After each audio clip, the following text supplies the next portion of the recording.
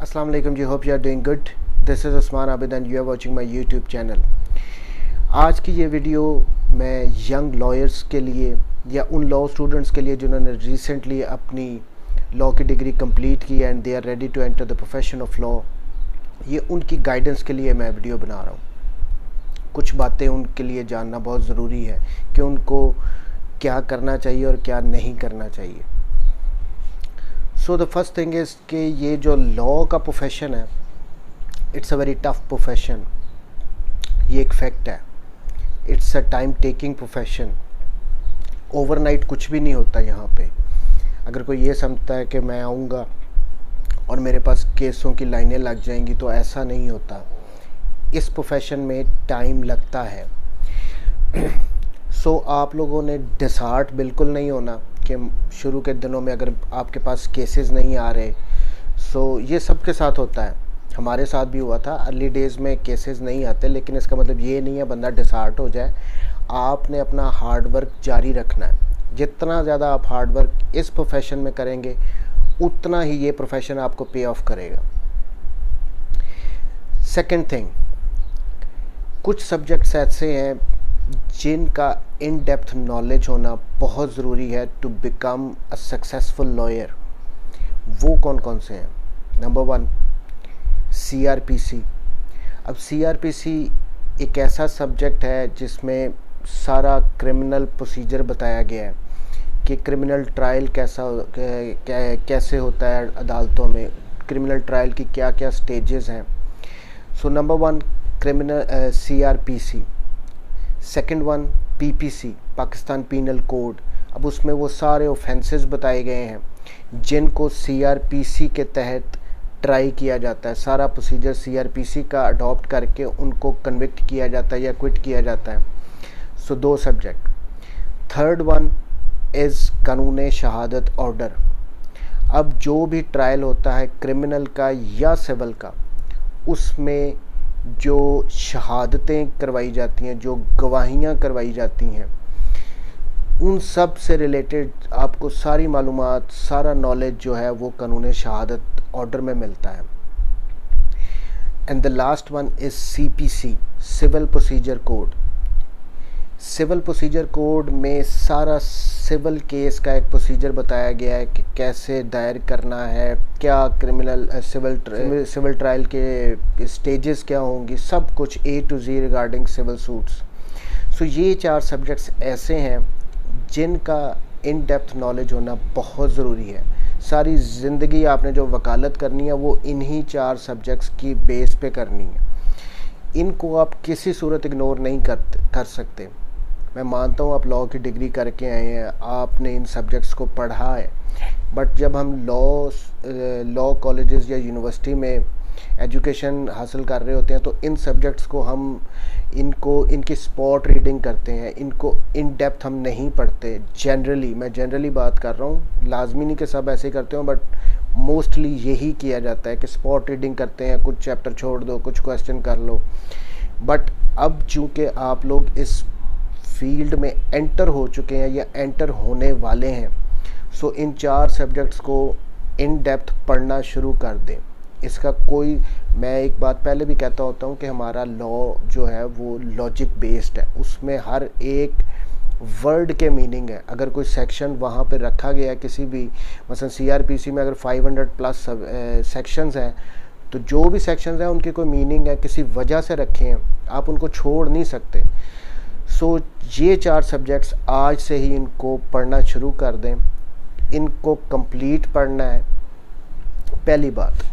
दूसरी बात, जो अर्ली डेज़ में यंग लॉयर्स के पास जो केसेस आते हैं वो ज़्यादातर से ज़्यादा बेल्स होती हैं, या फिर उनके पास फैमिली केसेस आते हैं, या फिर जस्टिस ऑफ पीस की जो एप्लीकेशंस फाइल की जाती हैं फॉर रजिस्ट्रेशन ऑफ केस, वो आती हैं। सो जो अभी से आज से आपको कुछ सेक्शंस छोटे छोटे हैं जिनको आपको पढ़ना ज़रूरी है। फॉर इंस्टेंस 496, 497, 498 ये सारे बेल्स से रिलेटेड हैं CRPC में। सो 3 सेक्शन है, इनको पढ़ लें। इनमें जो ग्राउंड्स लिखे हुए हैं वो आपको पता होने चाहिए कि प्री रेस्ट बेल के कौन से ग्राउंड्स हैं, पोस्ट रेस्ट बेल के कौन से ग्राउंड्स हैं, ताकि कल को आपके पास एक ज़मानत आ जाए, फॉर इंस्टेंस पहले महीने में ही ज़मानत आ जाए और आपको यही ना पता हो कि प्री रेस्ट बेल के क्या ग्राउंड्स हैं या पोस्ट रेस्ट बेल के कौन से ग्राउंड्स हैं। सो बेल्स के ओनली 3 सेक्शंस हैं, इनको पढ़ लें। दूसरा, आपके पास जब फैमिली केसेस आएंगे, अब फैमिली केसेस में के लिए आप एक फैमिली कोर्ट एक्ट है 1964 का, इतना लेंथी नहीं है, छोटा सा वो एक एक्ट है, उसको पढ़ लें। उससे ये हो जाएगा कि आपको पता लग जाएगा कि फैमिली सूट जो फैमिली केस होता है उसको दायर कैसे करते हैं, सारी प्रोसीडिंग्स उसकी कैसी चलती हैं, क्योंकि उसका नॉर्मल प्रोसीजर्स सीपीसी वाला नहीं अडॉप्ट किया जाता, उसका एक अपना प्रोसीजर अंदर बताया गया है। सो वो छोटा सा एक्ट है, वो पढ़ लें। तीसरी आ जाती है habeas petition section 491 of CrPC. अब इसके बहुत सारे केसेस यंग लॉयर्स के पास आते हैं, उसको पढ़ लें, एक सेक्शन है। और लास्टली जस्टिस ऑफ पीस के लिए 22AB सीआरपीसी के, अगर किसी की कोई एफआईआर रजिस्टर नहीं करवाई जा रही तो हम 22A 22B की पिटीशन फाइल करते हैं, उस सेक्शन को पढ़ लें। ये थे वो छोटे छोटे 4-5 सेक्शन जिनसे अगर शुरू अर्ली डेज़ में आपके पास इसी किस्म के केसेस आते हैं तो इनको तो आज से ही पढ़ लें। वो मेन 4 सब्जेक्ट्स तो आपने पढ़ने ही पढ़ने हैं, उसके अलावा तो कोई और ऑप्शन है ही नहीं। लेकिन फॉर द टाइम बीइंग बिल्कुल स्टार्ट के लिए आप ये सेक्शंस तैयार करके रेडी रहें कि कल को कोई ज़मानत आ जाए तो हम दायर कर सकें, हमें पता हो कि कैसे दायर करनी है, हम क्या करना है उसमें। नेक्स्ट थिंग इन्हीं से रिलेटेड है कि जो ड्राफ्टिंग है, अपनी ड्राफ्टिंग को इम्प्रूव करने की कोशिश करें। आप अगर कोई ज़मानत, जिस तरह कोई ज़मानत होती है उसको खुद ड्राफ्ट करें, कोई फैमिली सूट है उसको खुद ड्राफ्ट करें, इसी तरह हेबियस या जस्टिस ऑफ पीस की पिटीशंस, इनको खुद ड्राफ्ट करें, अपनी ड्राफ्टिंग खुद करें अपने केसेस की। हमारे जब आप यहाँ पे कचहरी में जाएंगे तो बहुत सारे स्टेनोज मिल जाएंगे, उनके पास यही होता है, ज़्यादातर वकला यही करते हैं, फैक्ट्स लिख के भेज देते हैं, वो उस पर ड्राफ्टिंग करके वापस भिजवा देते हैं और दायर कर देते हैं। बट आपने कोशिश करनी है कि सारी ज़िंदगी आप अपने केसेस की ड्राफ्टिंग खुद करें। ये क्यों ज़रूरी है? वो इसलिए ज़रूरी है कि फॉर इंस्टेंस मैंने एक बेल पिटीशन फ़ाइल करनी है, फैक्ट्स मुझे पता है, अगर तो मैं उसकी बेल पिटीशन खुद ड्राफ्ट करूँगा तो उसके फैक्ट्स मुझे कभी नहीं भूलेंगे, मुझे उसके ग्राउंड्स कभी नहीं भूलेंगे। और इस वजह से जब मैं उसको आर्गू करूँगा उस बेल पिटीशन को तो मुझे हेल्प आउट हो जाएगा, मेरे आर्गूमेंट्स बेटर हो जाएंगे, मैं अपने जो ग्राउंड्स हैं उनको मिस नहीं करूँगा। सो ड्राफ्टिंग सारी ज़िंदगी के लिए, मैं तो आज भी यही करता हूँ, मैं अपनी ड्राफ्टिंग खुद करता हूँ अपने केसेस की। सो ड्राफ्टिंग कोशिश करनी है कि आपने खुद करनी है अपने केसेस की।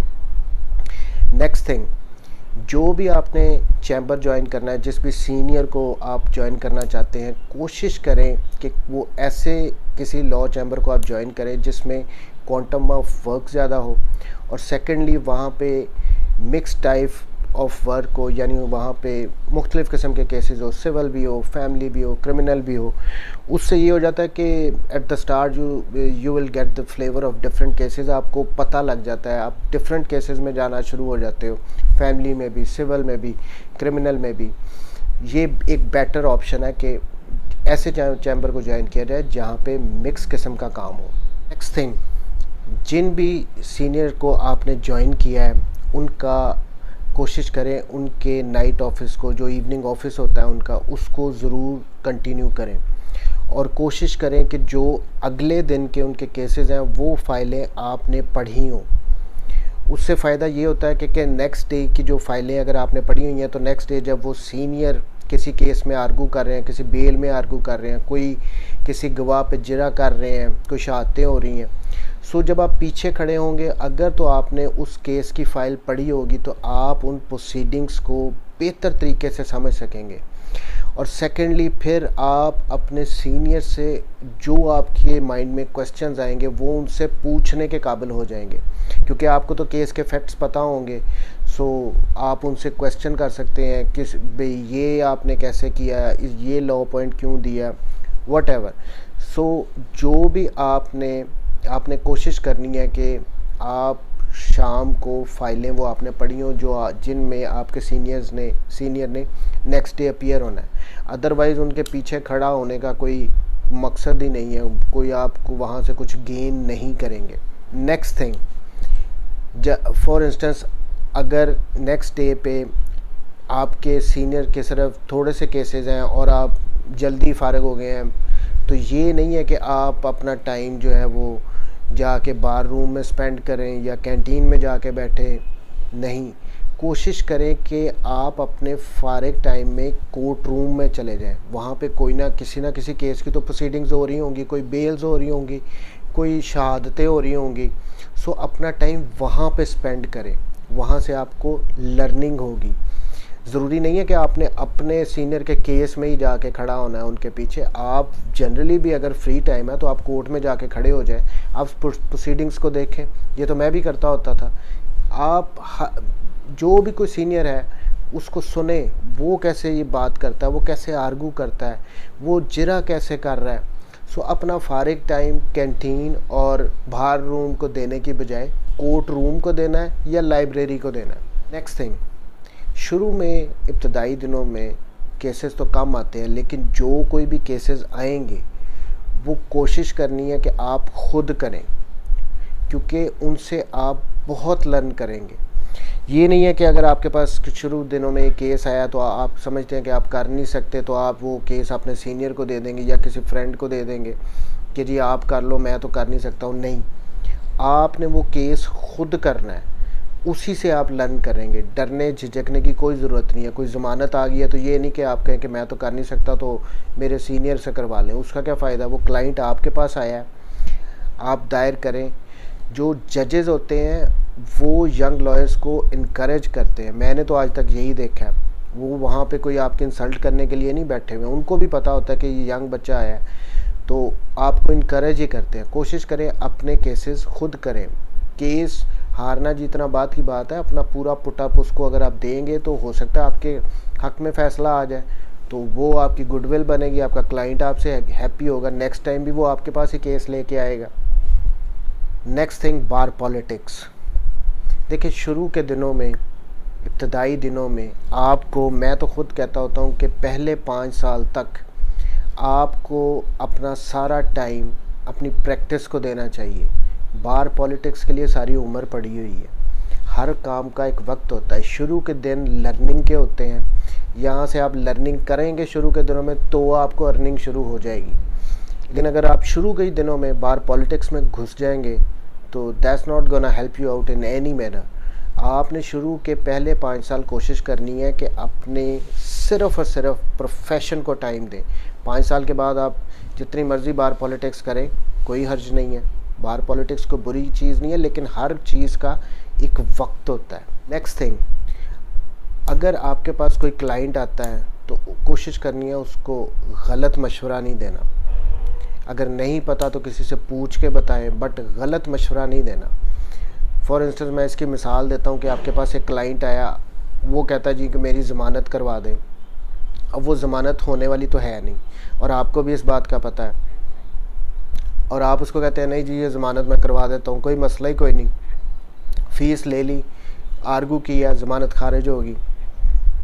अब यहाँ पे आपने अपना नुकसान करेंगे, क्योंकि वो क्लाइंट जिसको आपने ये कहा था कि मैं आपकी ज़मानत करवाऊँगा ही करवाऊँगा, वो दोबारा आपके पास कभी नहीं आएगा। और हमारा ये प्रोफेशन ऐसा है कि जिसमें क्लाइंट एक ऐसा, क्लाइंट की वजह से आपकी एडवर्टाइजमेंट होती है। अगर आप क्लाइंट को सही बात बताएंगे कि ये जी ज़मानत इसमें 50-50 चांस है, हो भी सकती है नहीं भी हो सकती, तो वो क्लाइंट क्या करेगा, वो अगर आपने शुरू में ये बात बता दी और फैसला आपके ख़िलाफ़ भी आ गया तो वो आप पे ब्लेम नहीं आएगा। वो क्लाइंट बाहर जाके ये नहीं कहेगा कि वकील साहब ने मुझे गलत मशवरा दिया था या मुझे सही गाइड नहीं किया। लेकिन अगर आप उसको सही गाइड करेंगे तो वो कल को ख़ुद भी वापस आएगा और 2-4 बंदों को जाके बताएगा भी कि वो वकील सही मशवरा देता है, सही गाइड करता है, उसके पास जाओ। सो ये काम बिल्कुल नहीं करना। अगर केस नहीं बनता तो क्लाइंट को बताएं, और फिर भी अगर वो कहता है कि जी आप करें तो वेल एंड गुड, आप पे कोई ब्लेम नहीं आएगा, आपकी गुडविल अच्छी बनेगी। नेक्स्ट थिंग, कचहरी में आपको बहुत सारे टाउट्स मिलेंगे, उनसे बचना है। आपने सिर्फ वही केस करने हैं जो आपके पास डायरेक्टली आएंगे, किसी रेफरेंस से आएंगे, या फिर आपका सीनियर अगर आपको कुछ केसेस देता है तो वही केसेस करिएगा शुरू के दिनों में। ख़ास तौर पे इन टाउट से बचना है। ये यंग लॉयर्स के लाइसेंसेस यूज़ करते हैं। अब पीछे से इन्होंने क्या डील की होती है, इवन जजेस के नाम पे भी पैसे लिए होते हैं, लेकिन लाइसेंस अगर आपका यूज़ हो गया, वकालतनामा आपने साइन कर दिया, तो कल सारा ब्लेम आप पे आएगा। सो हमारा प्रोफेशन में गुडविल ही सारी चीज़ होती है। अगर आपके कैरेक्टर पे कभी भी दाग आ जाए तो उसको धोना बड़ा मुश्किल हो जाता है। सो इन टाउट्स को अवॉइड करना है। नेक्स्ट थिंग, जो वकील होता है उसका काम होता है अदालत में पेश होना। सो आपने जो प्रैक्टिस करनी है अदालतों की करनी है, थानों की प्रैक्टिस नहीं करनी। एक वकील का कोई काम नहीं है कि वो थानों की प्रैक्टिस शुरू कर दे। इस बात को भी अवॉइड करना है कि आप सिर्फ अदालतों में पेश हों, थानों में नहीं जाना। हमारे सीनियर्स ने हमें रोका था और हम आज तक थाने नहीं गए और ना ही मैं कभी जाऊंगा। जो वकील की इज़्ज़त अदालतों में होती है वो थानों में नहीं होती। थानों को अवॉइड करना है। सिर्फ अगर कोई क्लाइंट आके कहता भी है कि थाने में जाने के ये आपको मैं दूंगा, ये दूंगा, तो उनको भी अवॉइड करना है। वकील का काम थानों में पेश होना नहीं है, अदालत में पेश होना है। द लास्ट थिंग, एक फ़िक्रा हमने अपने, जब हम नए नए वकालत में आए थे तो हमने सुना था, वो शायद आप भी सुनेंगे। आज मैं आपको वो पहले ही बता देता हूँ कि एक फ़िक्रा बड़ा सुनाया जाता है सीनियर्स की तरफ से कि काम आता है तो काम आता है, काम आता है तो काम आता है। अब इस फ़िक्रे के दो मीनिंग्स हैं। एक मीनिंग तो ये है कि अगर बंदे के पास काम आता रहेगा तो उसको काम आता जाएगा, उसको एक्सपीरियंस आता जाएगा, वो सीखता जाएगा। दूसरा मीनिंग इसका ये है कि अगर तो आपको काम आता है, अगर आप नॉलेजेबल हैं, अगर आपकी लॉ पे ग्रिप है, तो आपके पास काम ज़रूर आएगा। मैं सेकंड वाला जो मीनिंग है इसका बिलीवर हूँ कि अगर आप नॉलेजेबल हैं, अगर आपके पास लॉ का नॉलेज है, आप हार्ड वर्किंग हैं, आपने अपना टाइम दिया है, तो कोई इसमें मुझे तो डाउट नहीं है कि आप अपने आप को इस्टेब्लिश नहीं कर पाएंगे, आपके पास काम नहीं आएगा। So good luck, thank you very much, Allah.